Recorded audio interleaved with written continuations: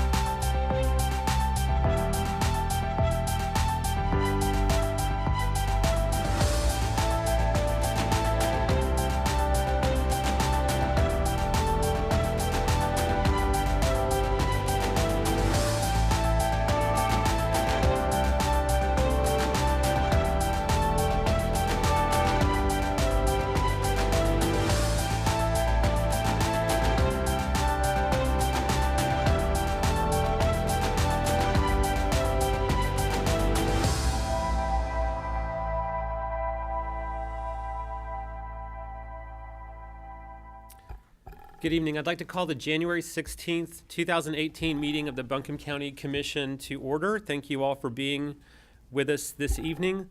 Let's start our meeting by rising and saying the Pledge of Allegiance.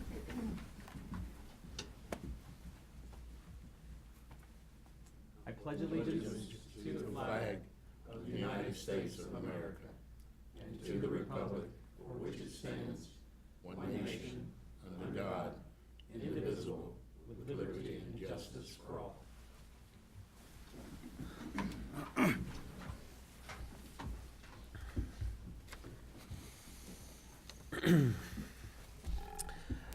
As we gather and prepare for the commission meeting this evening, I'd like to invite us all into a time of silence or prayer to remember that the decisions that we make and the conversations we participate in may have impacts that reach far and wide into our community. Let us also remember those in our community who are in need of things that we oftentimes take for granted: warmth, nourishment, economic livelihood, and community. Please join me in a moment of silence before we begin our meeting this evening.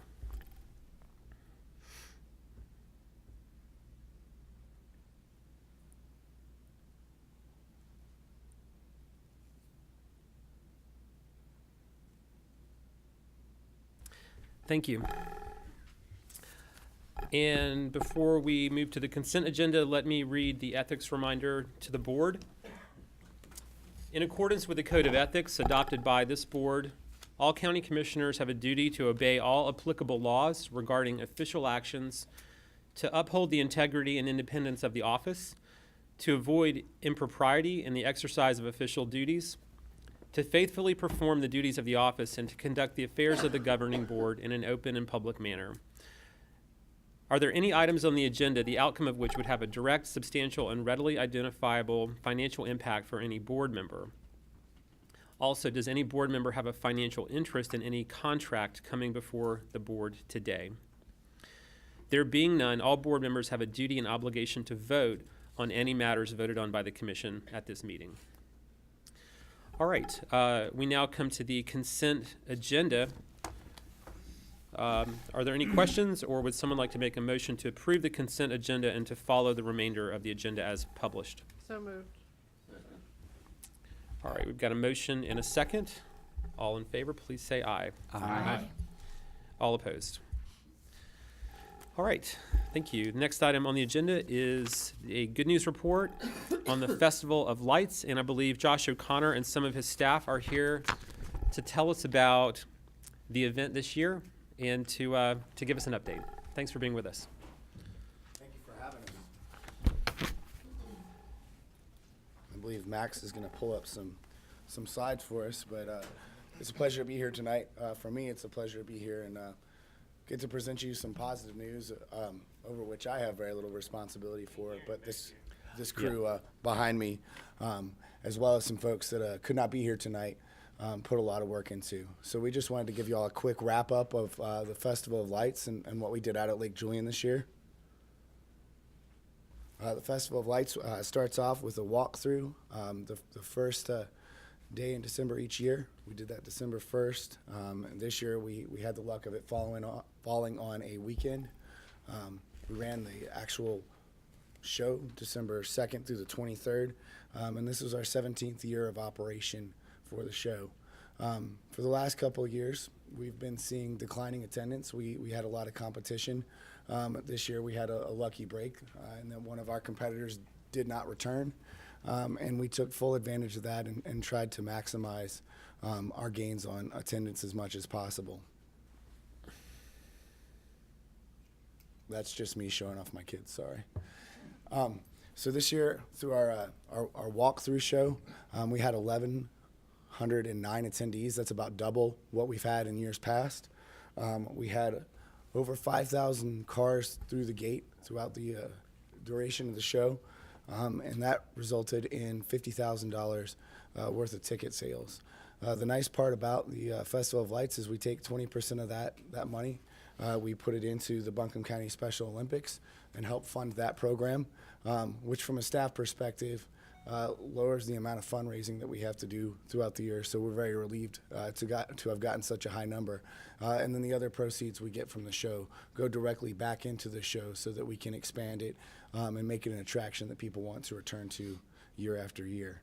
And I'll ask David Blint, the supervisor out at Lake Julian, to come up and just explain a little bit about what goes into the show and when they start preparing for that. I just want to start by saying thank you very much for the recognition.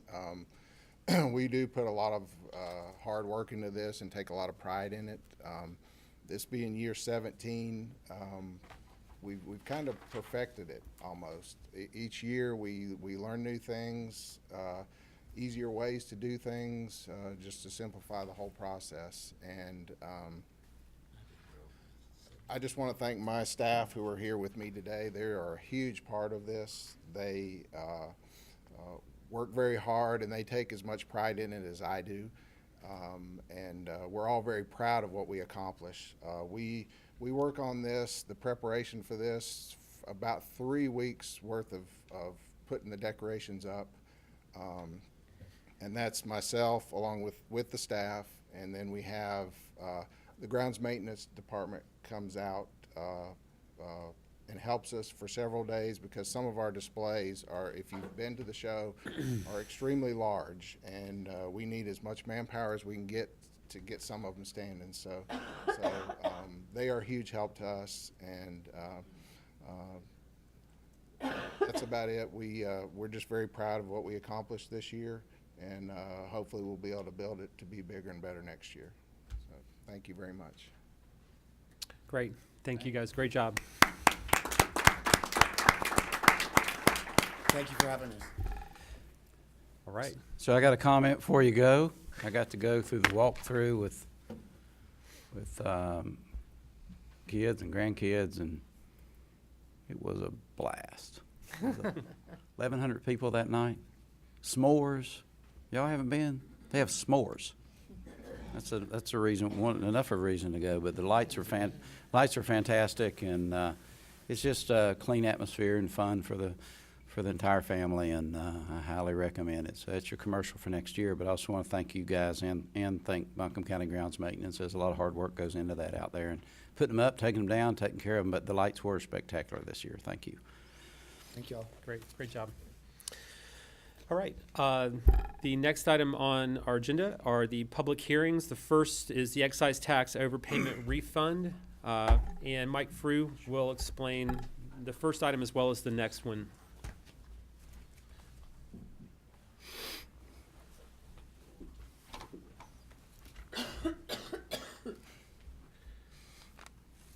Mr. Chairman, Commissioners, good evening.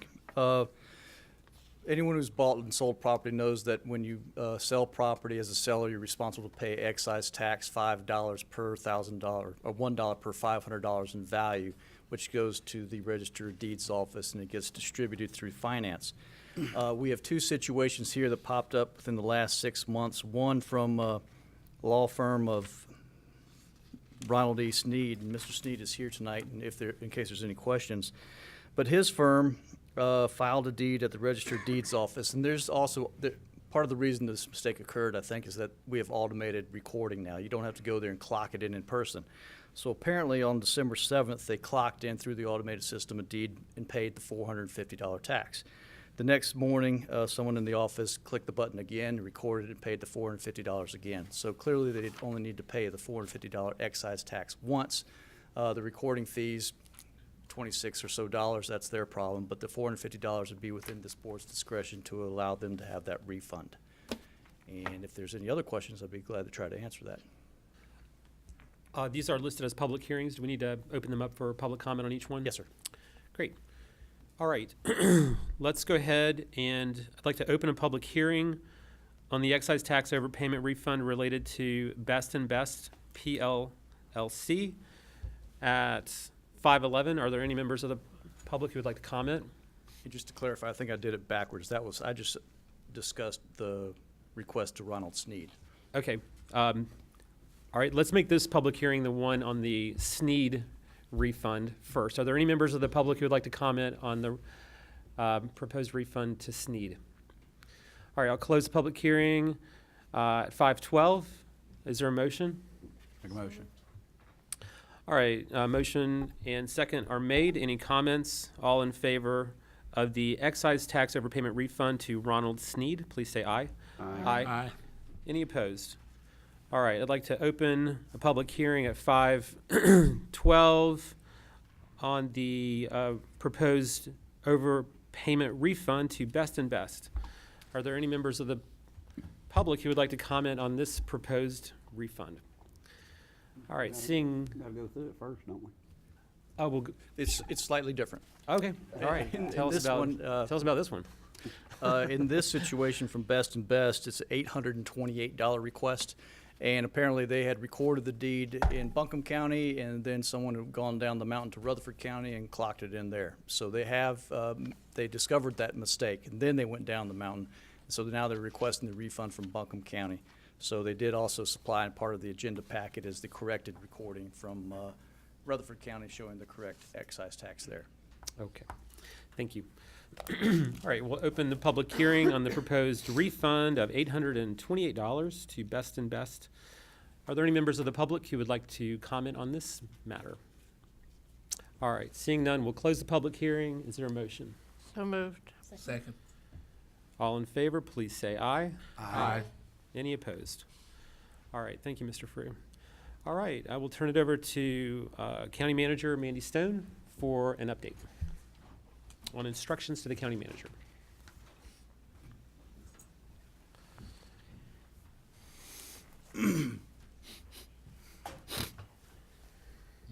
Chairman and Commissioners, I'd first ask if the board wants to speak in relation to those instructions. I'll begin and invite any others to join in, of course. County Manager Stone, we want to just begin by again expressing appreciation to you and your staff for the significant reforms that have been put in place. And this is a fairly simple set of 4 additional instructions we'd like to make, and to do it in this setting to make sure our community is aware of these and tracking along with us as we continue to look at ways to strengthen transparency and accountability at the county. So if you don't mind, I'll just briefly read through this document, and if any others would like to comment or weigh in, and then if you have any response. This is a critical period in Buncombe County as we work to repair public trust and implement reforms to ensure that every tax dollar is spent appropriately and that the county focuses on its singular mission to serve our community. The full Board of Commissioners has worked together to develop the action steps outlined here, building upon the reforms that have been implemented since July 1st, 2017. These additional steps read as follows. Number 1, if it is determined that public funds have been used for illegal or unethical purposes, the Board of Commissioners instruct the county manager to continue efforts to recover funds as legally permissible. Number 2, the Board of Commissioners shall provide a performance review of all appointed staff. Currently, that would be the county manager, the chief financial officer, the county clerk, and the currently vacant position of the Board of Commissioners attorney in July of each year. Due to the special circumstances of fiscal year 2018, the The Board of Commissioners will also conduct a mid-year goal-setting session and review with appointed staff to take place no later than February 2018. Number 3, the Chief Financial Officer will provide public budget to actual reports at the first Board of Commissioners meeting of each month. And I believe actually there should have been an edit to that the Budget Director would also present updated budget, that the Budget Director would present the actual reports at the first meeting of each month, and the Chief Financial Officer would report financial updates at that meeting. So That's correct. that's how this should read. Yes. And number 4, on a quarterly basis, the internal auditor shall report to the Board of Commissioners on the current priorities of the Internal Audit Committee. And that concludes the instructions here. If anyone else on commission would like to add anything before we turn it over to County Manager Stone? I have something to say. We all sat down and talked about this. 3 of the things on here has already been basically presented. The financial director comes forward. Ms. Stone, the county manager, is already in the process of trying to recover funds from the screen in the process of things that's happened. And I look at it as the financial director, he can come each month or he can come each quarter. But I look at the fact of number 4, or the audit person, that internal auditor that's looking at things, she don't need to come but I wouldn't say every quarter, because there's things that she'll be looking at that'll come before Mandy or Miss Stone, County Manager Stone. And I don't really get where we're going here, because this is just something that was put together and put in the paper.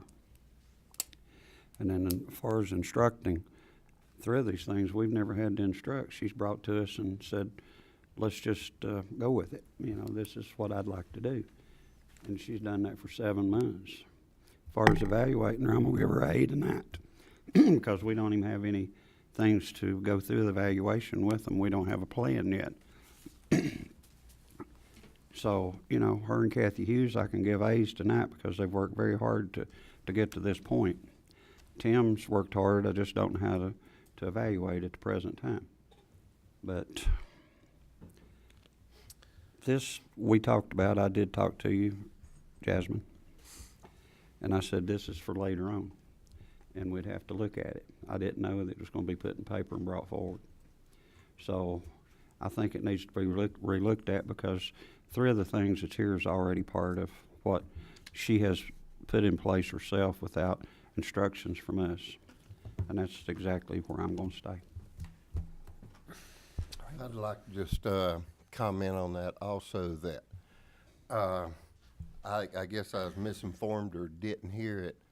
And as far as I know, you wasn't instructed by anyone to start up what you've already done, correct?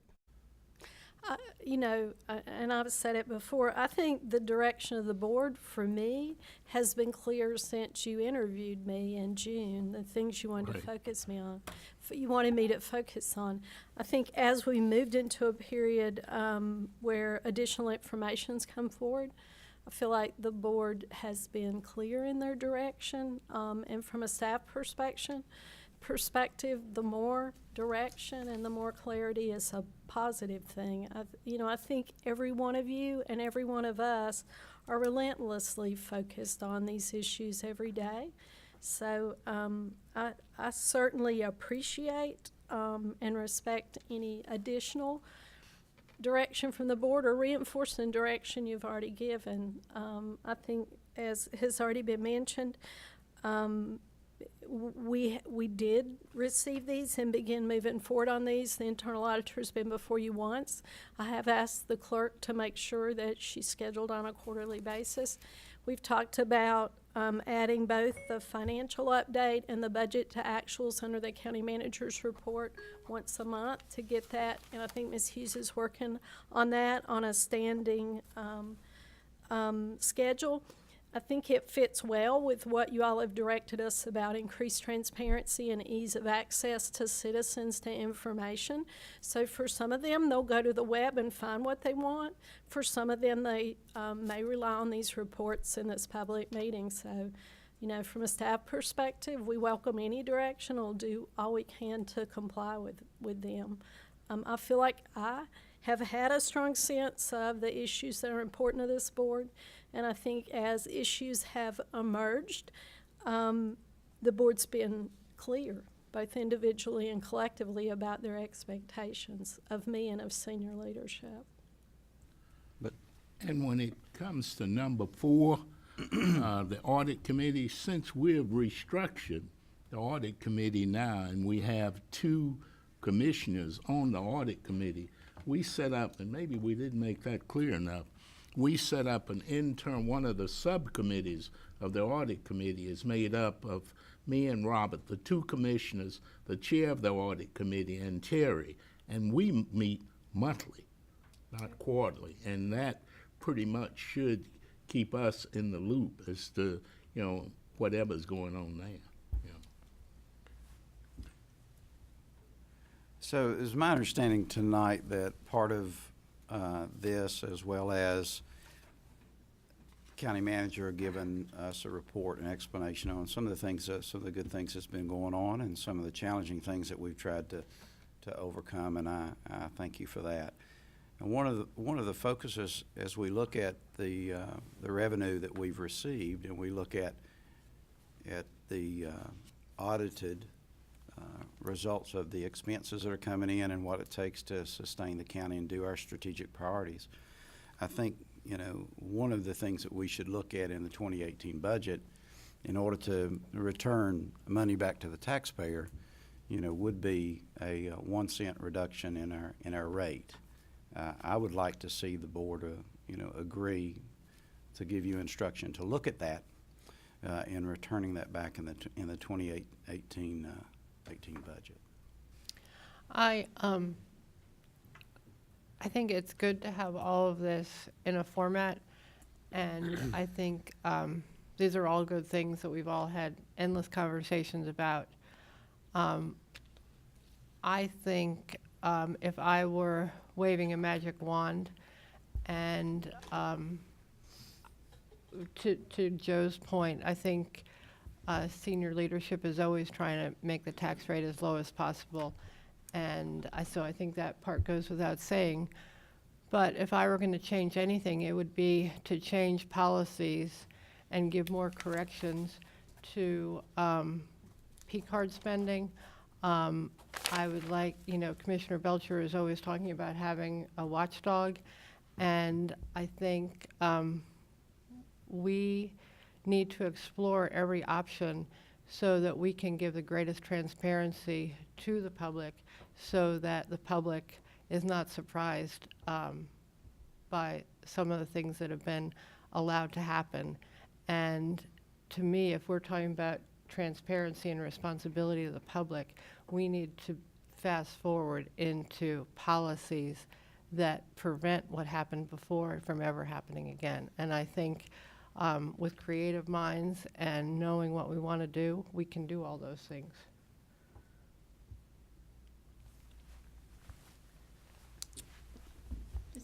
Want to express, Ms. Stone, my appreciation for the spirit in which you hear these instructions. They certainly do build upon many internal conversations that have happened, and part of the intent in doing this in a public meeting is to make sure the community has access to that same level of understanding of the new approaches to oversight that this Board of Commissioners is putting into place. So that's certainly the spirit in which we've had dialogue for months about this, and the spirit in which these specific 4 action items were crystallized out of those conversations. So thank you for your responsiveness, and we certainly understand how important that two-way communication is in doing this work. So thank you. Thank you. So in addition to the, you know, I would like to respond to Commissioner Me? Frost, yes. Oh, my I can't goodness. remember that name on the Oh, mic tonight. I know. I know. But, you know, in addition to, you know, the suggestion on the direction on the 1% reduction. I do agree that 1 cent, thank you, Commissioner Fryer, the 1 cent reduction in the property tax rate, which I do believe is sustainable and doable. You know, the watchdog gatekeeper function is something that I do think we should look at as far as structure and it can it goes across the board. It's used in the private sector and finance departments, and it would make a difference in Buncombe County's not necessarily the transparency, but if something does not fall exactly within policy, then a gatekeeper or watchdog function immediately kicks it out, whether it's a P card or whatever it is. Could be a it could be anything. It could be an expensed dinner. It could be a P card. It could be the fact that we've approved something for $1.2 million and it comes in at 1.25. But it's something that we should look at. I've mentioned it before, and it's not anything that it should be something as my suggestion, but it's just a part of the private sector, and it is a good policy for us to explore. And I like the conversations we're having this evening. They're open in front of the public. You're hearing everything, discussions, and direction, and I think that's good policy, and we need to do more of it. So thank you for having the opportunity to be able to have this dialogue this evening. I appreciate it. And as we grow and as we look at it, I'll tell you, coming in new, with a new set of eyes, it might be time for us to look overall at our whole financial process and how we're set up. Because, we are almost a $500 million operation now. And, the way we were running it, and we've been running it, I'm not sure that growth pains probably are catching up with us, and that's one of the reasons for some of the problems we've had too. But I really think it's time for us to, I don't want to step on anybody's toes, but I know sometimes we get uncomfortable when we have conversations like this. But we've got to do what's right for the taxpayers and the people who we represent. And I think it's time for us to take a good look at our financial commissioners, our financial structure, how we set up, and to make sure we're where we need to be in 2018 and going forward. Well, and to your point, and I appreciate the discussion too, because too often in the past, commissioners have been the last to know things, and it's hard to lead when you're in a position of not knowing things. So going forward, I look forward to greater transparency, not just with the public, but on us too. And I think the first commission meeting I went to, I was instructed training not to micromanage the county manager. Well, that has burned all of us. So I think we're all ready to move on from that strategy. I want to follow up on Commissioner Belcher on the 1 cent drop in the taxes. I also feel like it's feasible to do it, and we have several other commissioners that have brought this forward a couple months ago in there. I think that it's something we really need to look at, and when you think 1 cent, that's not much.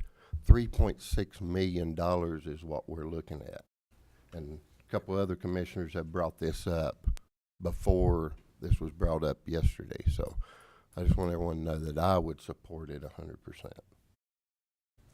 I caution you, though, before we do that or make that decision, I agree with you on one thing. We need to really look at that because the concern I have as a taxpayer, it's fine to give that back to me, but don't come back for me a year after the next 2 years and say, wait a minute, I cut it, but the services we're giving, it's going to cost more. I think we need to look ahead to make sure that what we're doing is right. Now, I agree, when you look at our fund balance of we have, 15% fund balance, and we're carrying, what is it now, Tim? Our fund balance? Do you- Dollars. Yeah, and percentage-wise. About 18%, 18.6%. See, And that's how much 3%. is it, how much is in the fund balance? I think we're about 75 million. See, So And for- that's 3% over what we have mandated, 15%, right? Well, you as the board have set the policy. Yeah, okay. And it's what I said last year in the budget process, how do you ask people to pay more in taxes when we have such a high fund balance? So, and I agree with what everybody said, I don't think we need to make something precipitous until we get all the information, but we're all in the same. But let's back up to where we were, started out here. Everything that's been brought forward, Ms. Stone brought it to us originally.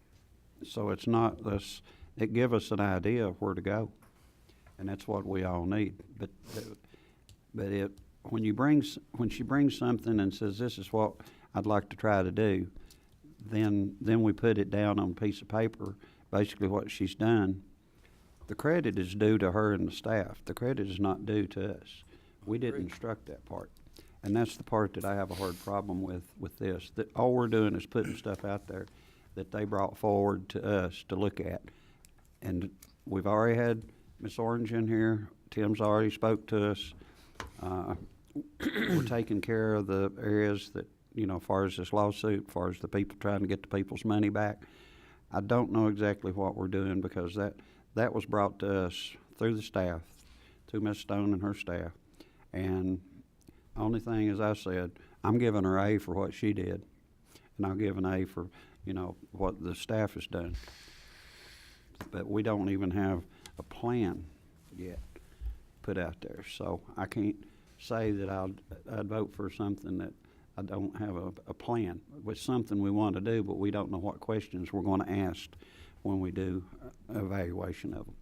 So that's, I think it's put out a little too early, and that's my opinion.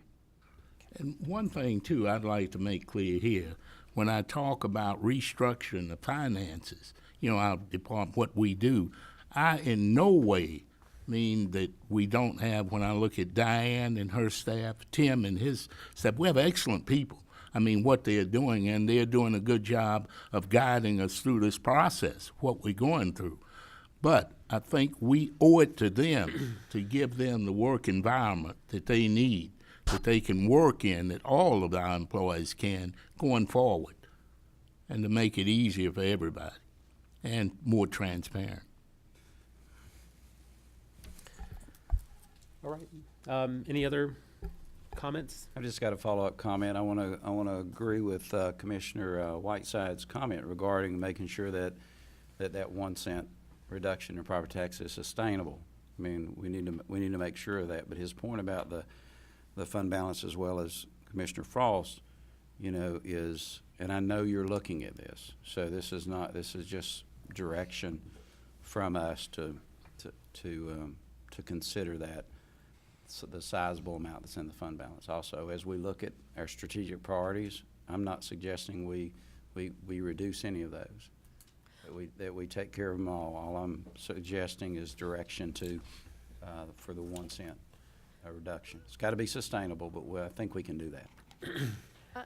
I feel like that this board has made a substantial commitment to additional time and involvement and engagement, and that shows in the work sessions and it shows in the regular discussion and dialogue and direction that's offered. I think for all of us, we move forward understanding that this isn't a one-time reform.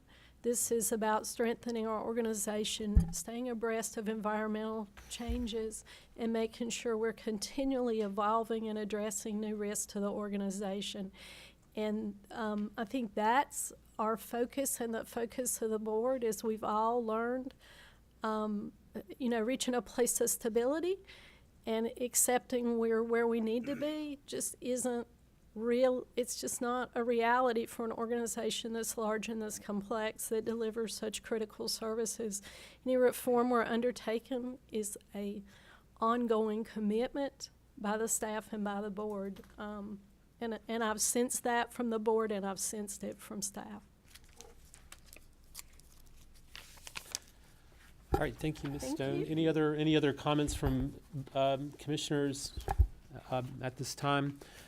Just, the one comment I would just add, and which is that I agree with all of these not priorities, but I agree with all of these recommendations. And one that didn't get mentioned, so I'll just speak to, is I really do think it's important for us to put in place the annual review processes with the county manager and our department heads. This is a big organization with thousands of employees. It's their job to run this organization on a day-to-day basis. There's just a few employees that report directly to the Board of Commissioners. So I think part of the commission doing its job is to have a good, healthy, standard process for regularly communicating with and reviewing our staff. So I think that's important, and I'm glad that we're putting that in place. So I support all of this, but I think that's part of it, and it doesn't have to be I don't see that as a negative process. I see that as a critical, positive process for having a good working relationship and helping us figure out ways to do our jobs better. So, I agree. all right. To that end, I think it's incumbent on us to do job descriptions and what we expect. But I agree with the chairman on that particular issue. But the other issues were already brought forward. That issue there, we'd all talked about doing it anyway because it hadn't been done. So I'll agree with that one. And it's like I said, I still give them an A up to this point because we've all had a tough time. But I hope it's just an issue thing, not a vote deal. All right. Is it a vote So I kind of asked that question because I wasn't totally clear on that. I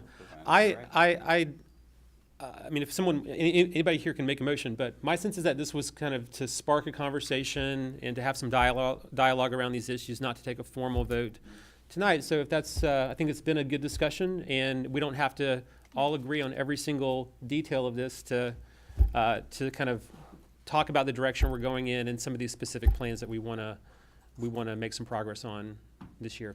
So if everyone's comfortable with that, I think we can just leave it there for now. All right. Thank you, Ms. Stone. Thank you, Commission. All right. The next item on the agenda is a presentation on the FY17 audit. And Tim Flora and the audit team is here to present that to us this evening. But before, can I Yes, Mr. Whitesides. start out? Yeah. Can I do it up here, or do you want me to go down there? Either way, your pleasure. As Commissioner Whiteside is vice chair now of the audit committee, and with myself on there, and I'd like for you to go down and read it. Yes, to sir. everyone.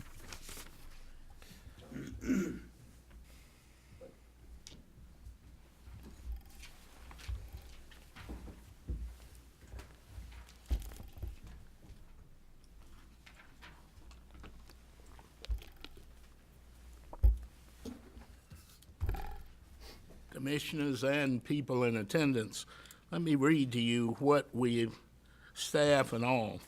This is from the audit committee. It's dated January 9th, 2018. Dear Chairman Newman and Commissioners, the firm of Gould Killian CPA Group presented financial statements for fiscal year ending June 30th, 2017 to the Audit Committee on December 12, 2017. The auditors issued an unmodified report indicating that financial statements were fairly presented based on generally accepted accounting principles. Although often a routine matter to the general public, an unmodified opinion on the county's financial statements is very important and gives testimony to the competency and hard work of CFO Tim Flora and the staff who work under his supervision. External financial auditors are not required as part of their audit procedures to audit their clients' internal control processes and procedures. External auditors are required to make note if in the course of their audit a material weakness in internal control over financial reporting or compliance with major federal or state programs is identified. Gould Killian CPA Group did not identify any material weaknesses in internal control over financial reporting or compliance with major federal or state programs while performing work related to fiscal year end 6/30/17, the audit. The audit committee understands that Gould Killian CPA Group is limited in their scope of commenting on material weaknesses to those that apply to financial reporting or compliance with major federal or state programs. However, given the audit committee's broader purview over internal control, the committee wishes to comment on internal control more specifically. The most effective internal controls over county assets become much less so in an environment that affords senior management extremely broad powers over financial resources and personnel. In addition, the effectiveness of the internal audit function in prior years was limited, given the internal auditor reported to senior management for all practical purposes. From this broader perspective, the audit committee believes that internal controls were weak during fiscal year end 6/30/17 and likely in preceding fiscal years in which those conditions were the rule. The audit committee appreciates the recent steps taken by the commissioners to address those weaknesses and their continued resolve toward transparency and a more effective environment for the internal audit function. And it's signed sincerely, Larry B. Harris, Chair, Audit Committee for Buncombe County. I'd also like to add here some of the Audit Committee reports recent changes that elevate the audit process as it should be. And let me just read the bullets here because I want these to make sure they go in the record, both sheets. First, strengthens the charter and bylaws, and these all have been done. We strengthened the membership of the County Audit Committee, and we did that by moving in line with all counties, or most counties in North Carolina, where we have had one commissioner on the audit committee. We now have two. Clarifies the reporting line of internal auditor with access to the board. Ensures the internal auditor cannot be hired, fired, or disciplined without consideration with the audit committee. Gives the audit committee the responsibility of approving the annual internal audit plan and reporting annually to the county board. Educates employers that everyone has a responsibility to ensure good controls and practices as followed by COSA, or the national standard. Establishes the internal auditor as the central point for all whistleblower complaints, where in the past that was going to the office of the county manager. Now, if you don't have any questions from the audit committee, I'll turn it over to Tim.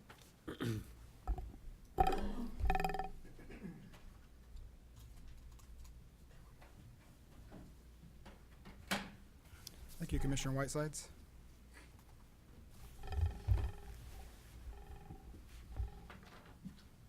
That's good. So we can get the presentation up, I guess. There we go, thanks. Chairman Newman, Vice Chair Fryar, and Commissioners. I am here tonight, along with our external auditors from Gould Killian CPA Group, to present the results of our fiscal year 2017 financial audit. I will speak first, followed by Ed Towson, a principal and president of Gould Killian. We welcome your questions following our presentation. The audit opinion letter, the audited financial statements, and other relevant financial information is relayed through our comprehensive annual financial report. This report is an incredible, in-depth source of information about Buncombe County, our financial condition, and where county dollars have been used.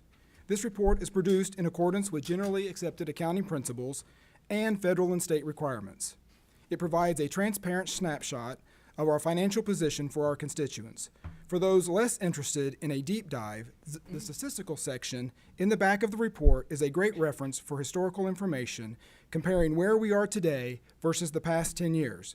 The full report is available to view and download on our website. Under normal circumstances, I would highlight our unmodified opinion and speak about how our financial position is sound and stable, which it is. I would also spend time thanking my staff and the auditors for their work, which I also still want to do. However, it is well known there is currently an investigation of our former county manager, and the nature of this investigation is related to potential fraud. There has been much speculation, both internally and externally, surrounding this investigation.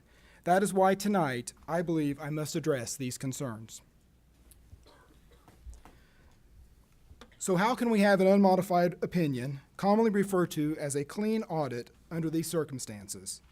How can I also say we are in good financial position considering the information published by the media?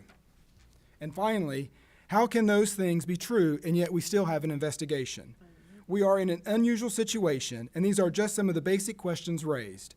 I would like to review these briefly to share my thoughts on these questions. Let's start with how can we have a clean audit? The scope of the audit, what we hired our external auditors to do, was to audit the accuracy of our financial statements.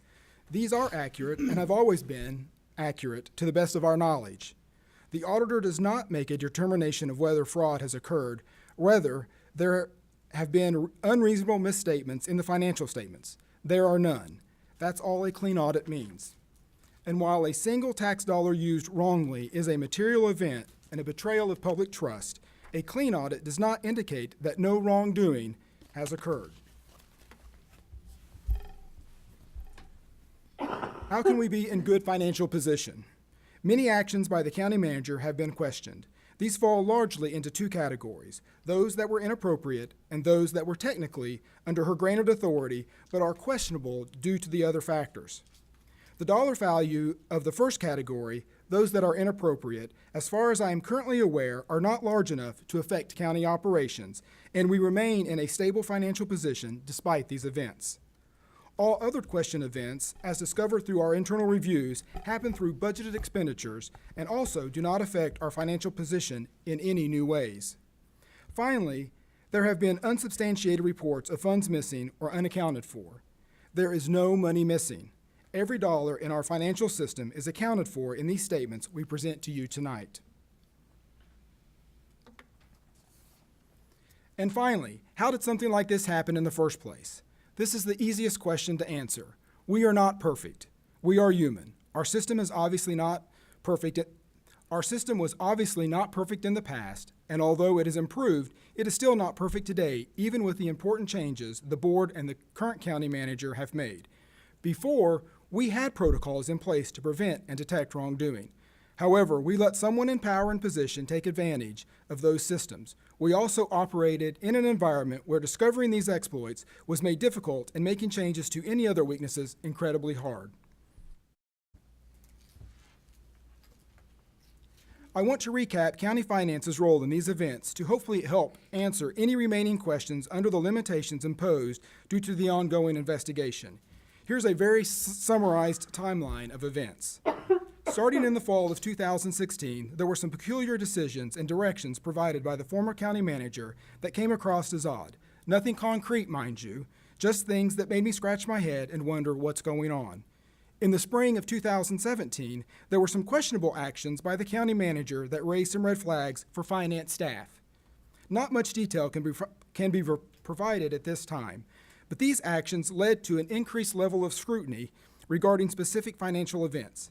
It is likely you, the board, and the public are unaware of these actions because ultimately they were prevented from occurring because of our internal controls. Over a 4-day period in June 2017, Finance noticed a series of irregularities tied to the former county manager. Again, our internal controls caught these events. However, in these circumstances, the controls were detective in nature, meaning the events had already occurred but were discovered through routine analysis and review.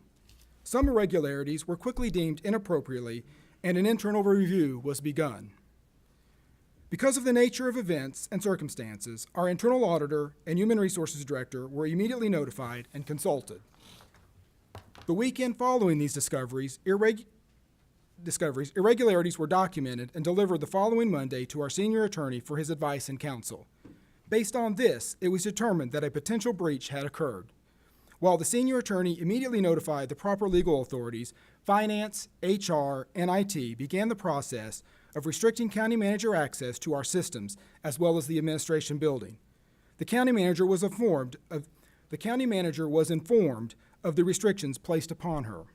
We, collectively meaning Finance, IT, Internal Audit, Human Resources, Legal, and Budget, began the process of locking down information to preserve evidence.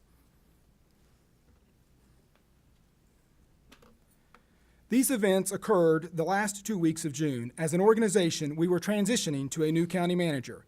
Many were notified, and there was much activity. However, I want to speak specific to events of finance as outlined in this timeline. In July, as the new county manager assumed her position, we also just ended our fiscal year and began a new budget cycle.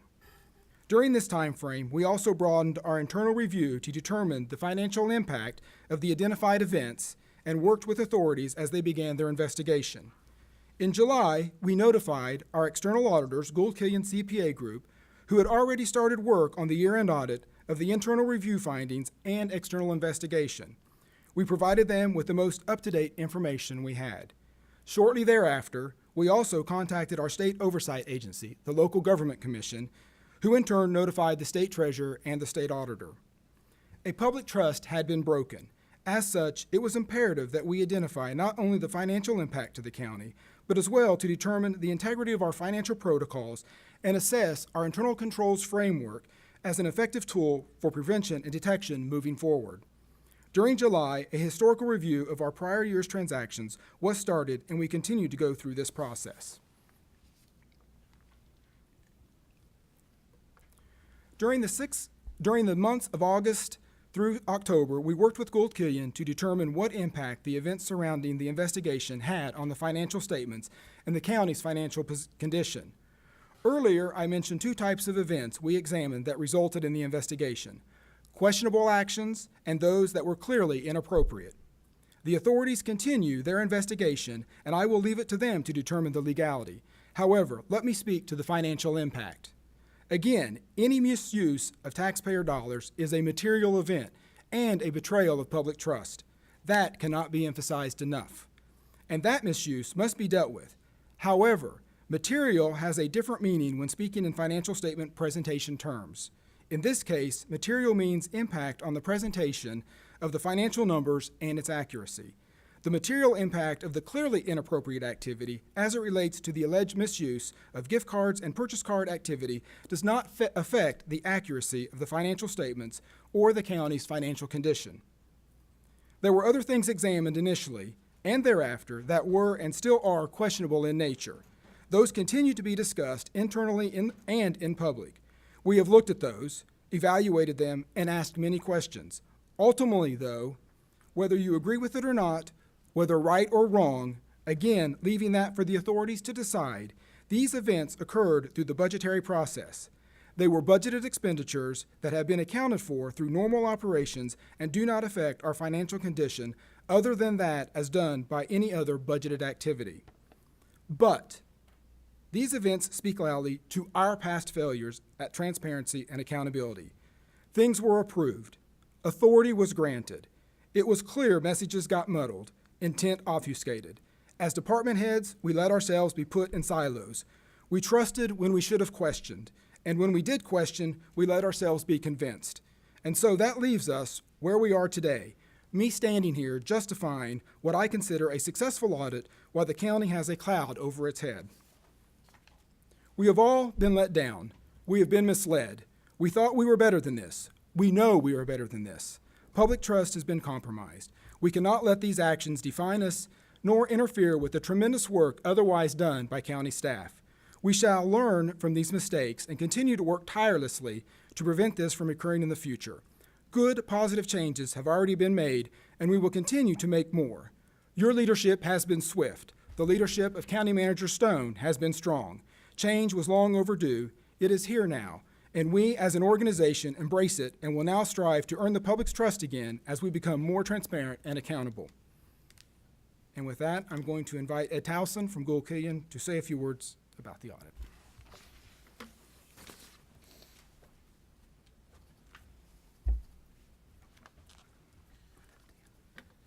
Sure. Good evening. I want to start by expressing on behalf of Gould Killian our appreciation for the opportunity to perform the annual audit of the county. We talk about this internally to our staff. They talk about it actually in the engagement about what a significant and important operation it is to perform the audit. We take very seriously our obligation to the taxpayers. We are mostly taxpayers ourselves in Buncombe County, and so we do, it's an obligation we take very seriously. We take the trust of the taxpayers seriously, and we want to be sure that our role in the whole system is performed to the best of our abilities. So we do thank you for the opportunity. It is an honor to perform the county's audit each year. We also do thank the staff of the finance department for all of the work they do to enable us to do our job.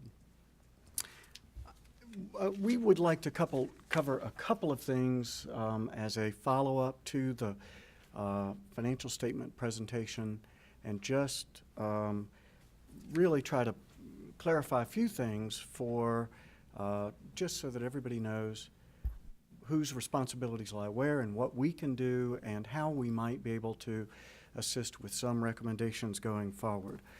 It's already been discussed really twofold about the nature of audited financial statements and a clean opinion. So we opined that there were no material modifications necessary for the financial statements to be in conformity with GAAP and presented in a correct and material basis. We've talked about materiality a little bit. Tim talked about materiality. We agree, and in fact our audit standards say, we agree with Tim, and our audit standards say that there is no materiality when it comes to fraud. So we believe that if $1 of taxpayer money is used inappropriately, of course, if we spot it, we will report it. Fraud detection, though, is not one of the primary goals of a financial statement audit. It is, in fact, the stated goal of assuring that the financial statements are presented correctly in conformity with GAAP and that all material transactions are properly reported. Fraud, we're not happy about, and I want to talk about a couple of other things related to how that can interact with the financial statement audit. So I want to take 1 minute and talk about the procedures that we employ in part of the audit. So we do a lot of different things. Obviously, it wouldn't make sense. We'd be camped out here all the time if we reviewed every single transaction that the county incurs. What we do is we do a combination of tests. We do what's known as substantive tests, where we review every transaction in certain key accounts or certain account balances. We confirm critical balances with outside third parties so that we don't simply rely on what the finance department or anybody else says. We go to the source, and say, is this number correct? Is this the right sales tax revenue? Is this, whatever it is, we track those numbers down with third parties. We review the minutes of your meetings, and they're scintillating, and we hang on every word. We do review the minutes of these meetings, and we review as well budget resolutions and amendments and other board-approved policies, primarily to see how they intersect what's actually happened in the financial reporting and the accounting of the transactions. We also test systems, and so on a sample basis, we review activities in various accounts, trace them to underlying documentation, and form an opinion about whether those systems are reliable and, as a result, can support the transactions other than the ones that we've identified individually. So those tests are reliable when there's a system of internal control. Buncombe County has a strong system of internal control. Can it be stronger, and is it appropriate to discuss additional procedures or changes in procedures? Absolutely. But a strong system of internal control is designed to do two things. One is it's designed to help prevent fraud, defalcation, and misstatement, just simple errors that could occur in posting transactions. And it's a system that is designed to detect it.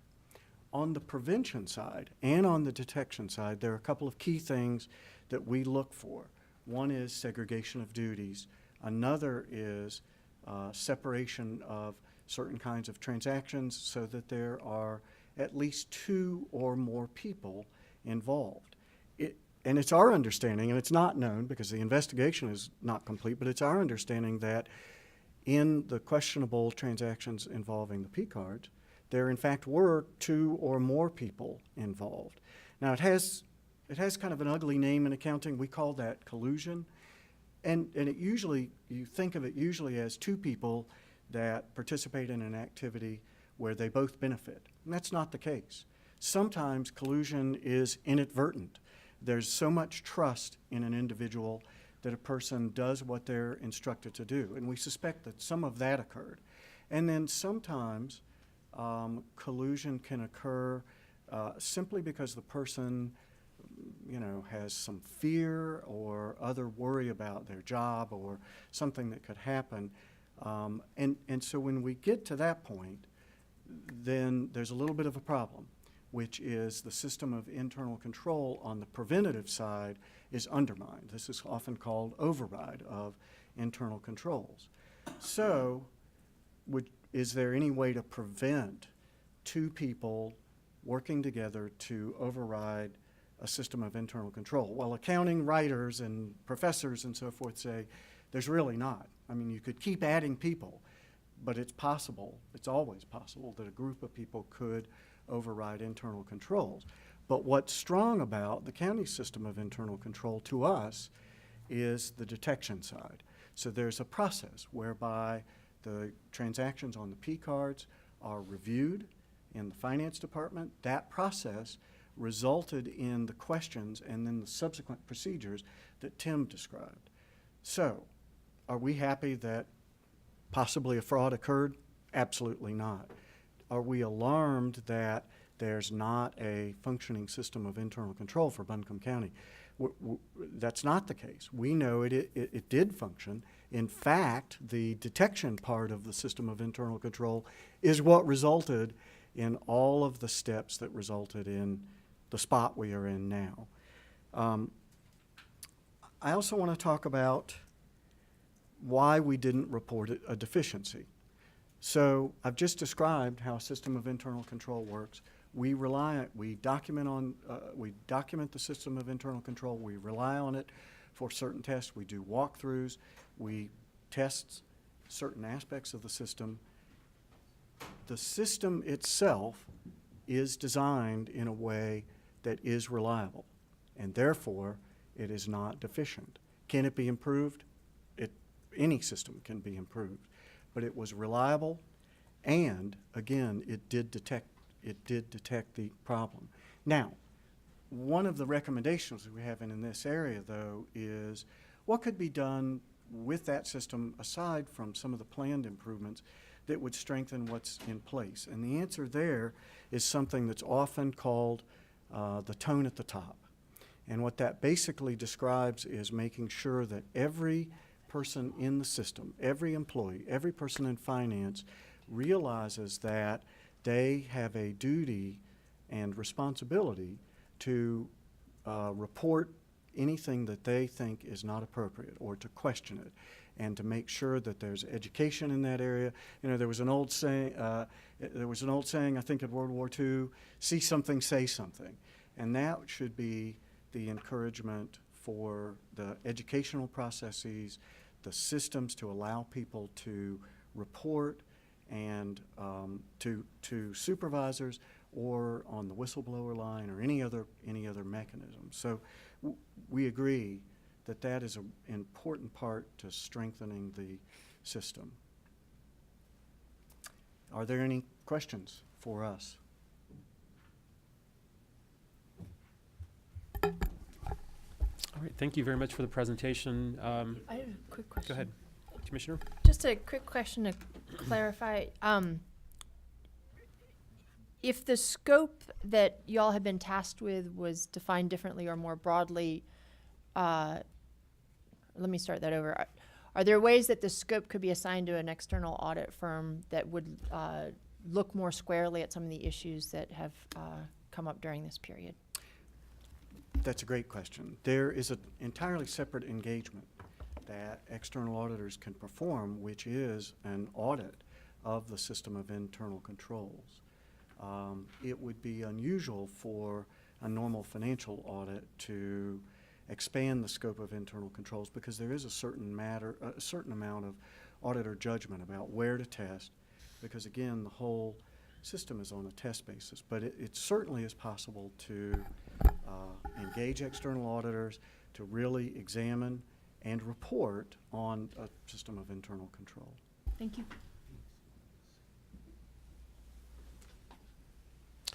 Other questions from commissioners? I do have one for Tim. It might be worthwhile commenting on. Some of the P cards were not just for 2017. They were 3 years at least. They were multiple years. So I know there were some things found, and there were some kind of bells and whistles and things that went off, you know, in the finance department. Can you comment on, you know, the timing of that and why some of these things maybe were not detected or were maybe not in previous years' audits? Like, and I must commend. So I can speak in general terms. Okay, let me finish just one second. I apologize. I want to commend both of you for a very thorough discussion, very thorough information from both of you. It was excellent, and I appreciate it from each of you. But just your thoughts on that. Thanks. Sure. So in general terms, we don't audit every single P-card transaction. It's more of a statistical random sampling of activity. So, you know, it could be, you know, I really think the way I used to do it was sort of a random number generator, and you'd match it to that P card, and then you'd pull it, and then you would audit perhaps just a 1 month's worth of transactions to see that everything was looked good. So, and based upon, you know, the amount of resources we had, you know, we were limited to the number of random audits that we could do. But that would be how you may not have caught a prior year. If we find something, then again you expand your universe, and you continue to pull that thread. But in this situation, you know, it was caught in a routine review. So then we pulled the thread. So it's my understanding that HHS uses P cards as well, and this may be a subject for another night, but you know, from the information we have so far, the abuse of the P cards went on for at least 3 years, as far as we know. with large amounts. I guess I'd be interested to know the difference of policy that HHS had with P cards versus what the county did with P cards, because, and I think we need to aggressively look at different policies, because random checks didn't serve us very well. I can speak to what we did in HHS for P cards and what we still do. Part of our requirements in order to submit those expenses for reimbursement for state and federal government, we're required to make sure that we have all those receipts. And those receipts are verified each month with those P card transactions to assure that they, one, are eligible for reimbursement according to state and federal guidelines, and two, that to make sure that they were legitimate purchases. I think, I've mentioned before, I keep saying the term gatekeeper, but, a gatekeeper policy is not a random function that we were tied to before based on staff, but it's specifically looking at every transaction. And if something pops up, then so, again, that's for a future date, but let's continue the discussion on it. But both presentations were And I would like to clarify one other thing, because each department is required to go through an approval process with their P card transaction. Right. So it's not that, someone who has a P card makes a purchase and then it just works its way up to finance. I mean, it has to work through the process in the department itself as well. So department heads are responsible for an approval process to ensure that by the time it gets to finance, that those transactions have been approved by the department as something that was legitimate. So even in those other transactions, that it went through an approval process in the department. I mean, so there was at least another level of control, and that is one of the things we look at when we do our audits is to make sure that the approval process was followed, that there's proper documentation. Well, what was surprising to me, commissioners, doing this is that I didn't realize we don't have a purchasing department. And by not having a purchasing department, we're slim. Sure, it's cut out some process, but we've been using these P cards, correct me if I'm wrong, Tim, to buy supplies. Yes. And to me, if we were buying them in bulk, wouldn't it be cheaper? I mean, that's something I think, we need to look at. Commissioner, I think that we do, and I've seen areas way back before I was commissioner that I looked at, that the P card is good up to has a $10,000 limit to buy, in the bulk form, and it, they buy $8,000 one day and $8,000 the next, but it's basically legitimate stuff of buying, and that's the way that, from what I understand, that I've seen even before I was commissioner, because I looked at that. Let's look at it this way, Commissioner Fryar. If you got 8 departments out there and they all are buying the same thing, but buy them separate, wouldn't it make more sense to have somebody to buy it in bulk? I like how you're thinking. Huh? I said I would agree with you. Yeah, I mean, like this is what I'm getting at. You at some point in time, folks, we got to use just pure common sense. I will say that the P card program is our highest risk program. That is the program that I am most concerned with, that has the highest risk, I think, as far as potential misuse.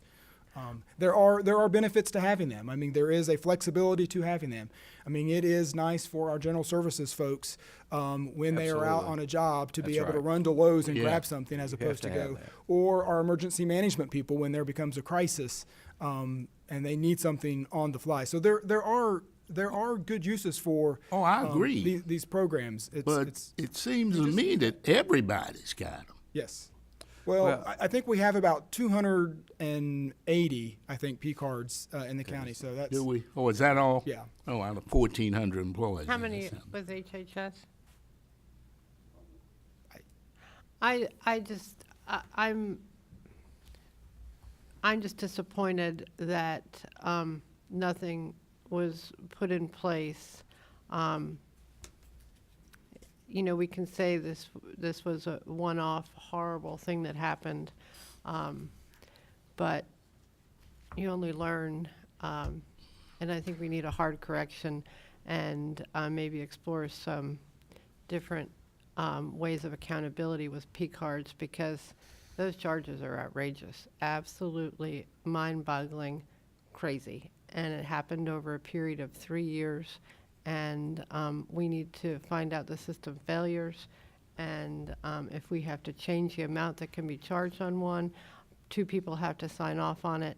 But those are mind-boggling.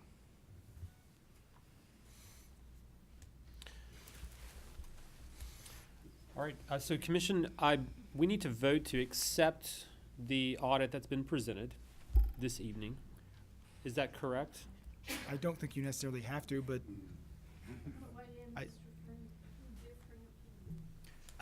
I was just seeing this as a report of the Yeah, audit just committee, reporting. or of the auditors to the Okay. board, and it's just for your information. I It's don't know that you have to act Yep. upon it. Okay, all right. Thank you for that clarification. Are there other questions or discussion on this item at this time? All right, well, Commissioner Whiteside, thank you for the report from the audit committee, and to the Gould-Killian folks, and to and to Tim Floor. Thank you for a very thorough presentation. We appreciate this. And Sure obviously, did. there's a It was a lot of good one. interest in making sure we are doing everything we can to get this right, both with the formal audit, with the internal auditing, and any other procedures that we need to put in place to make sure that taxpayer money is accounted for and used in a responsible way. So thank you for this report, and we will move on to the next item on the agenda now, which is the 2 resolutions declaring ambulances as surplus property for the donation of those vehicles to Fairview Fire District and the Buncombe County Rescue Squad. And Mike Free will present this item. Mr. Chairman, Commissioners, the county EMS department recently upgraded its fleet of ambulances. I think there's 10 of them. I'm not exactly sure. At this time, there's 2 surplus ambulances in the fleet with roughly 150 and 165 miles on them respectively. Fairview Fire Department, I think I saw Chief Jones back in here. They have recently requested that if the board determines that there's a surplus ambulance, that they'd be very interested in receiving it to supplement I think they have 1 vehicle, and they want to make sure they can keep a vehicle in service all the time. So according with general statutes, the county may transfer to nonprofit organizations that carry out a public purpose surplus vehicles to continue to carry out that public purpose. And this vehicle is in the fleet. The Facilities Department's recommended that it be declared surplus and transferred to Fairview Fire. And this is within the discretion of the board to yea or nay this request. And if there's any questions for me or Chief Jones, just let us know. I'd like to make a motion that we convey this to Second. Fairview Fire Department.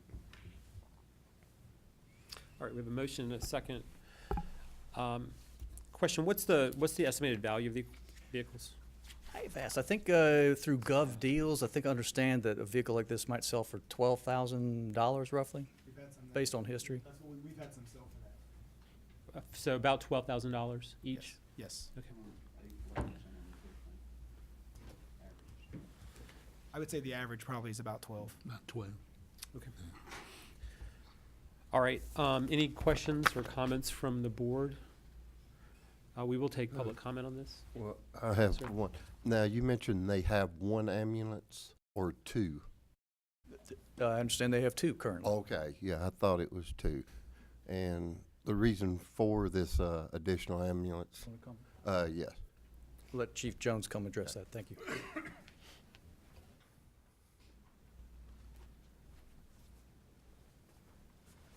Commissioners, basically what we're trying to do is we've experienced an increase in our EMS calls, and basically what we're doing right now is we've got 2 EMS trucks on the road, and we're just trying to make sure that when one of those breaks down or needs to be repaired, serviced, or whatever, that we continue to maintain that level of just 2 trucks. We're not adding any more staff or having 3 ambulances on or in service at one time. It's just to maintain that coverage of 2 ambulances for the district at all times. So. Yeah, okay, now that's what I was aware of first, that there was a second ambulance. If one's down, you're wanting to have one to put in service. Last week, heard a different analysis of it, that the second one you got is too small. Well, it's not necessarily too small. It's just the box is an older unit than the one from the county. Someone like me, it's extremely hard to work in the back of it just due to my height. So the box on the county unit is much larger, so it's a whole lot easier to actually work out of. So we were using this one. We originally purchased it as a backup unit, and since we purchased it as a backup unit, it's actually, we've had, like I say, an increase in calls in our district. So both of them are staying on the road on a regular basis. So if one of them goes down, we're kind of losing, a level of care out there, and we're having to wait, an extended amount of time for someone to get out there with an ambulance. So the only thing we're trying to do is maintain that. What we've got now is 2 ambulances in service. Well, that's the thing. So it will be 3 ambulances that you'll have. You will not sell one of these. I just want some clarification here to let everyone know what's going on. We're just trying to utilize basically the one we've got now, the older one. We were wanting to keep it and maintain it just in case one of the others breaks down or needs to be serviced or something. That way we're continually maintaining 2 ambulances in service at all times. Because actually we won't have enough equipment to keep all 3 in service, because if one breaks down, we're going to have to move some of that equipment to that 3rd ambulance to make sure we maintain 2 ambulances in service at all times. So. Well, great, and I guess that's it. I just want to make sure that, I wish there was more ambulance out, because if anything ever happens to me, I want to make sure there's some out there to pick me up, because And you want to be able to fit in it. be able to get, well, now, wait a minute. Okay, but yes, that's all I was asking there. Hey, a question. Is this the first time that the county's used this approach for making further use of vehicles that the For county doesn't plan to keep? ambulances, this is the first time I do recall this being on the agenda. It's been a number of times for surplus vehicles and One other time. Was it? We just Barnersville gave did. Yes, that's Barnersville did, only had 1 ambulance. and Barnesville, somebody. That's right. So, We give them 1 for backup. so it seems like a great, great use of the Sure does. the vehicle. Question is, I guess my only question is, how do we make these decisions kind of going forward? Because I could see how there could be, different departments who might want a donation of a vehicle like this. So how do we do this if we're going to do this in the future? I just want to make sure we have kind of a good process for making the decision for that. Any thoughts on that? Currently, we've discussed this in-house at SLT, and it's been in the past a first come, first served request basis. But we have discussed the necessity for a process and how we're going to make choices of this nature, or whether or not we should just put any surplus property on gov deals. So that's something that we'll have to work through. Okay. All right. I think do we have a motion? And we do have a motion and second on this. I will ask if any members of the public want to comment on the motion. Mr. Rice.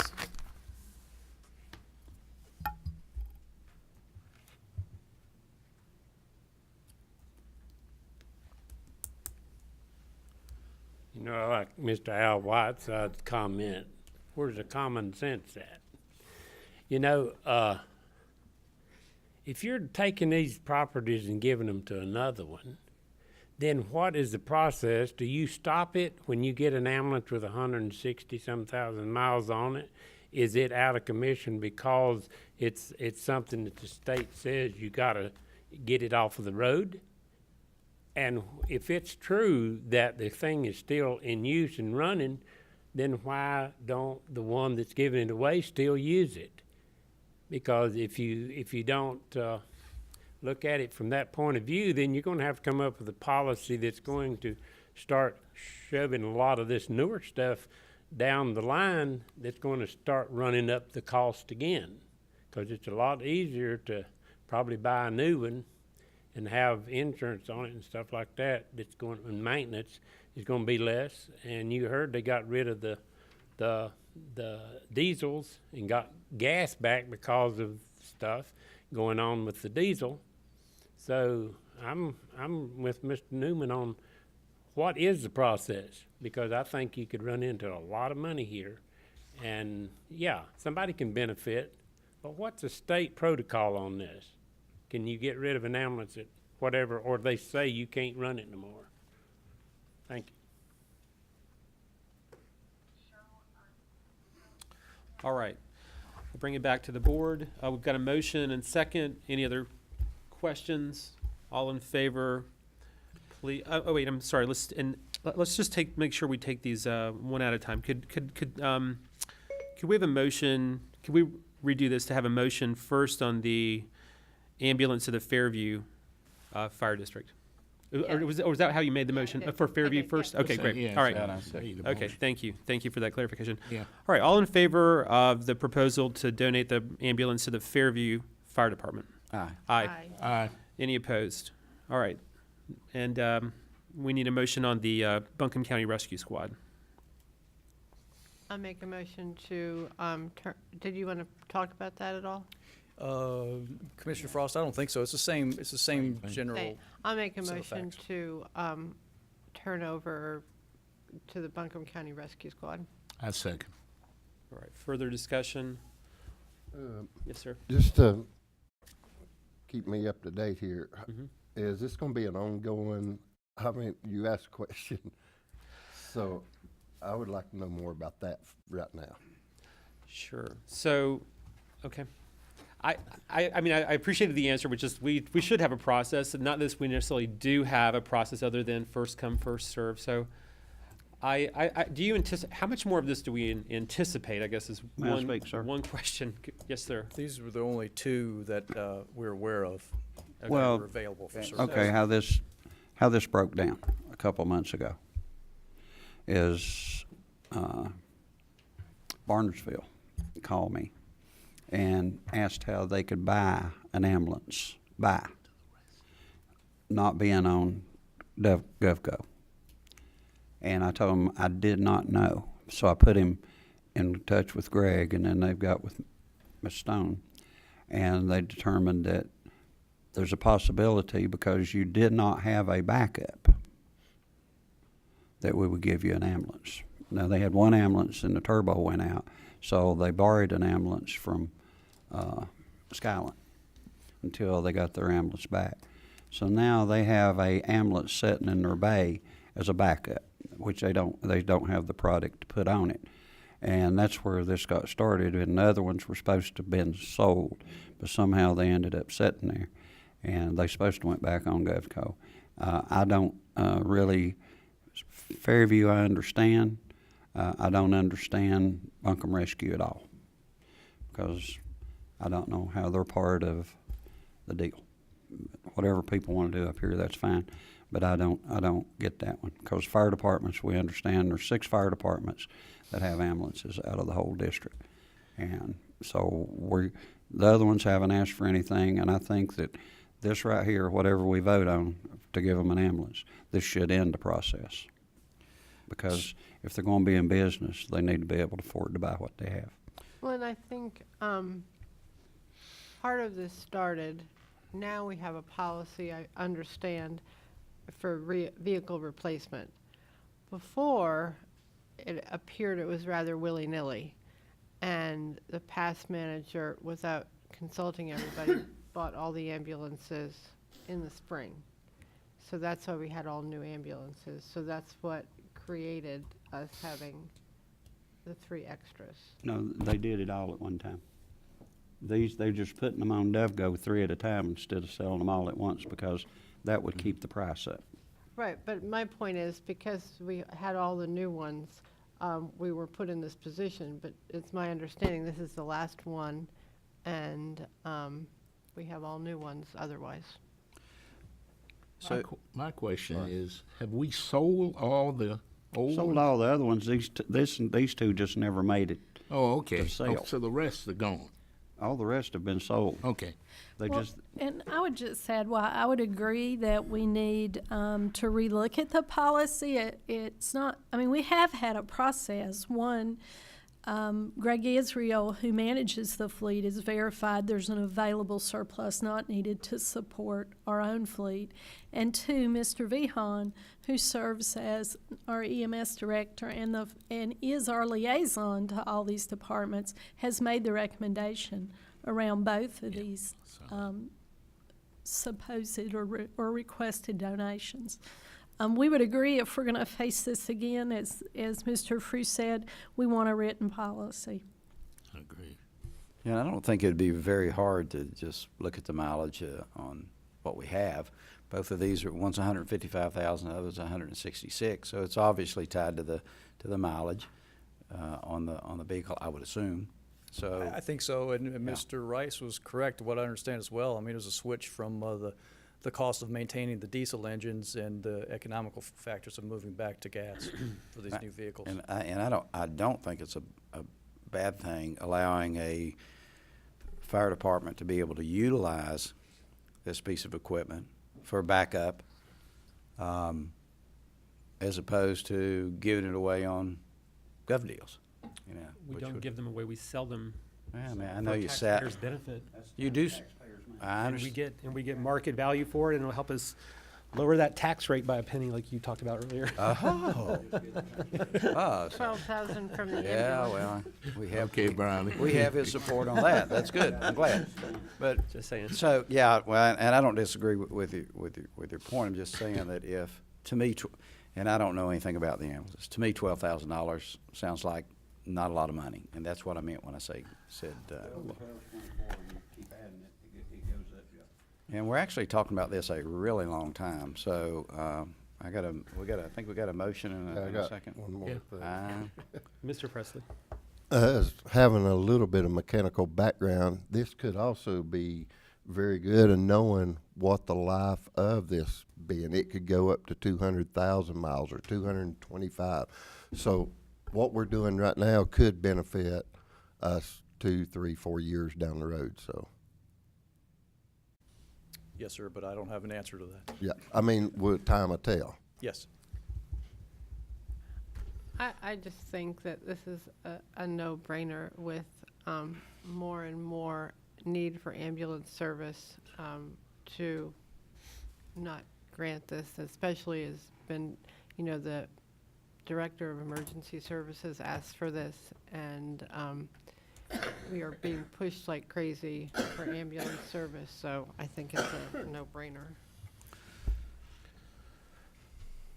All right. All a question. well, yeah, here we go. Everybody spoke. All in, ready? Nope. Okay, go, say what. Since we're doing this tonight, everybody's talked, everybody wants more ambulances out there. Well, we've got a company that's walked in here many times, and they're supposed to have an answer. It's time to give them the answer tonight. I want all ambulances put on. I'll be more than happy to vote for one for Buncombe Rescue, but I know another company that's been buying theirs, and they're out there in the ambulance service. So I'm not worried about whatever another company says. It's time for us to just say it's time to put them on, and then we'll have them all out there. So I'll vote for this if we can get a vote to go ahead and we have all the ambulances available.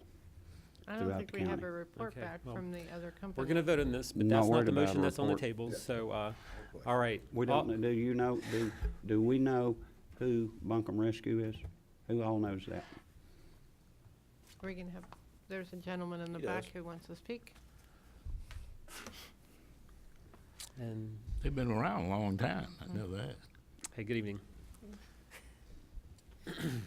Hello, my name is Ryan Jordan. I'm the chief of the Buncombe Rescue Squad. I came here tonight to answer any questions y'all might have. Thank you for coming. Could you just share a little bit with us about the context of the need and the request? Yes, so for those of you who don't know, the Buncombe Rescue Squad is a nonprofit organization. It's part of the county emergency response system. We're actually allowed for by state statute. We've existed in the county since 1962, and our part of the county has evolved. Traditionally, we used to do a lot of vehicle extrications. Over the years, we've kind of given that over to the fire departments because it makes more sense for them to go since they're closer to the community. Our purpose recently, since I've been chief, is we assist with wilderness search and rescue. We assist with providing the fire department's firefighter rehabilitation services, so we're there to care for the firefighters that are caring for our community.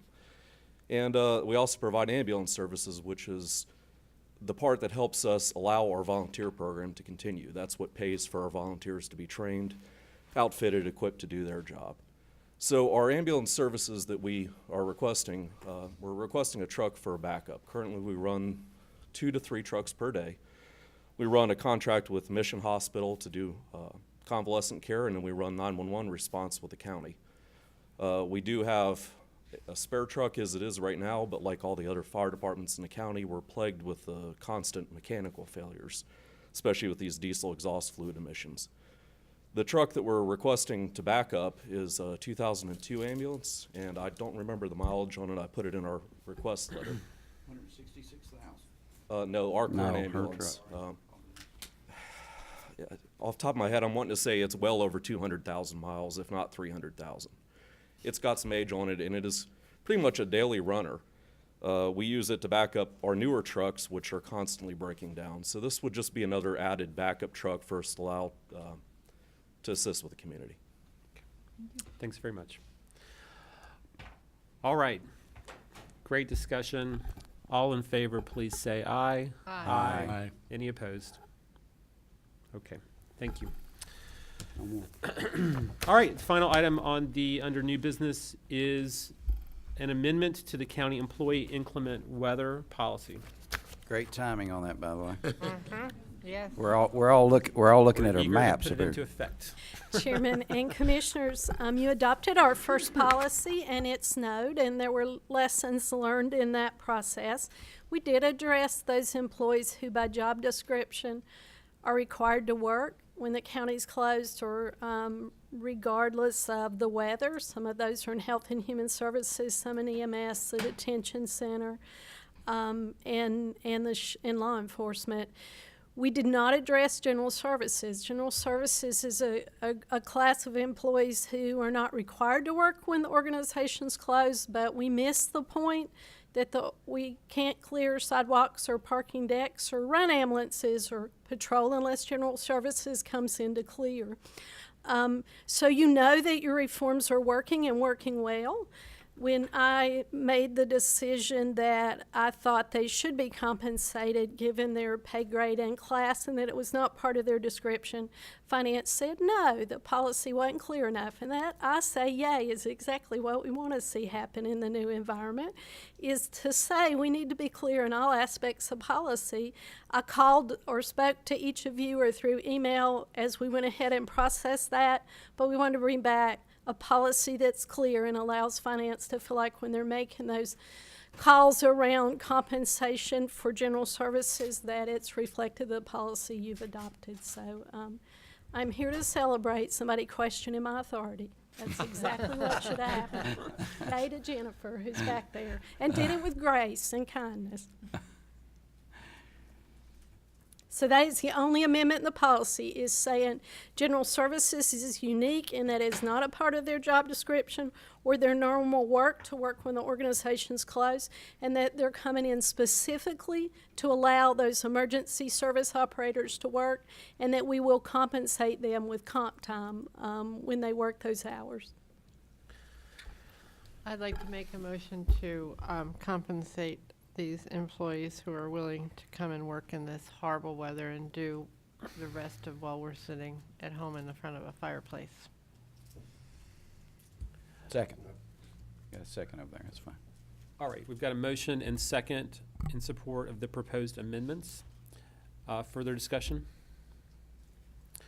Any members of the public who want to comment? All right, all in favor, please say aye. Aye. Any opposed? Thank you. All right. That concludes our new business. I'd like to make a couple of announcements on Vacancies for county commission, Buncombe County boards. We have vacancies on the newly reconstituted library board. There are 5 vacancies, 1 from each commission district and 2 at large. On the Historic Resource Commission, we have 2 vacancies. On the Asheville Board of Adjustments, 1 vacancy, and the County Board of Adjustment, 2 vacancies. We'll now also have our general public comment. If you'd like to comment to the board, your time is 3 minutes. If your time expires, you can leave any questions with your name, address, and phone number with the county manager. Board members are not expected to comment on any matters during public comment. This is the public's opportunity to speak to us. And the board reserves the right to deny public address on topics that have already been covered where there was public comment earlier this evening. Are there any members of the public who'd like to comment? Mr. Rice.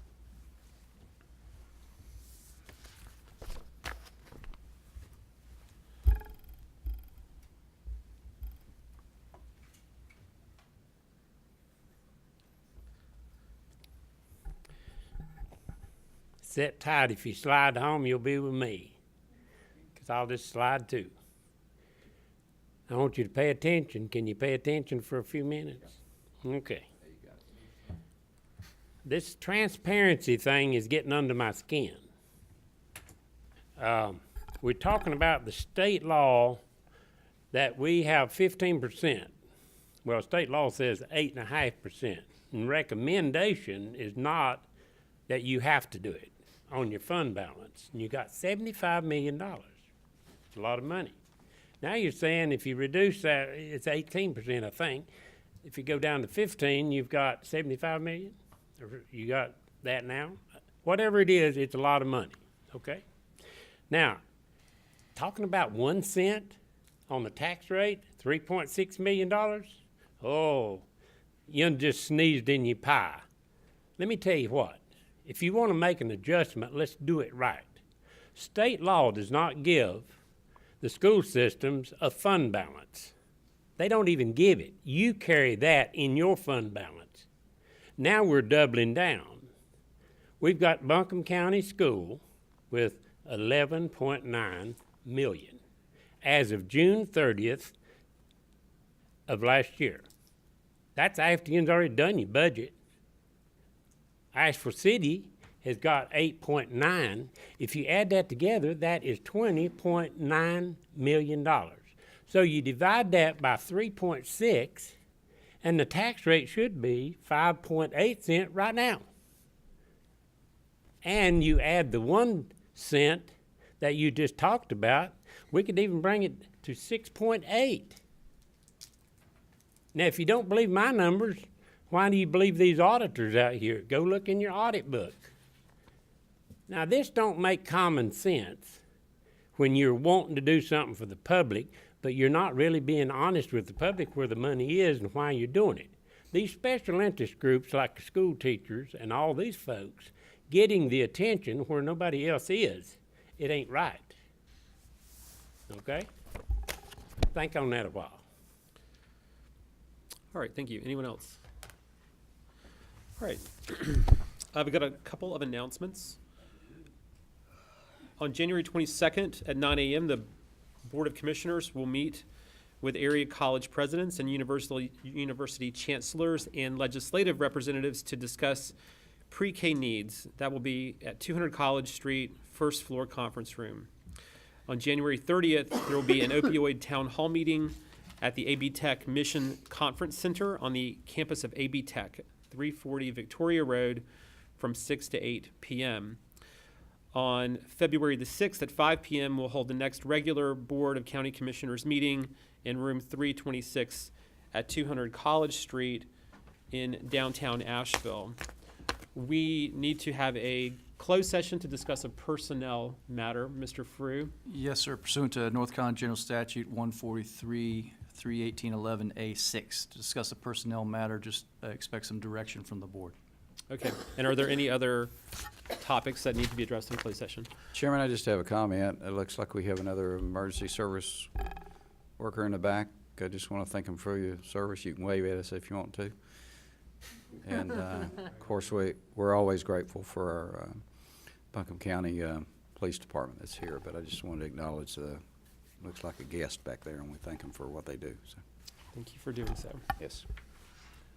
All right, is there a motion to go into closed session? So moved. Second. All in favor, please say aye. Aye. Aye. Any opposed?